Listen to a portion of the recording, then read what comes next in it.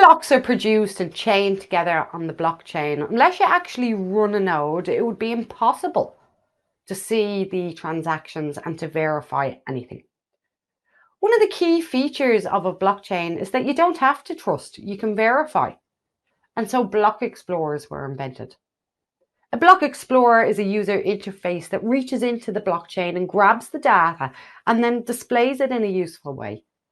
It allows you to search for wallets, transactions, programs, and smart contracts. Very often, if a network is busy, your transaction might be pending in your wallet, and a great way to keep track of it and see when the transaction occurs is with a block explorer. Each blockchain has its own explorer. Some have multiple explorers, but overall, they tend to do the same and provide the same sort of information. In this demonstration, I'm going to use SolScan, and this is one of the block explorers for the Solana blockchain. There are others, and I'll leave links in the resources. And as we move through this course, if you carry out the practical demonstrations along with me, you'll be able to follow your transactions on SolScan or other explorers.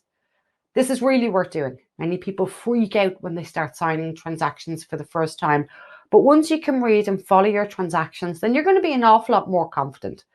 So let's hop over to SolScan and take a quick look.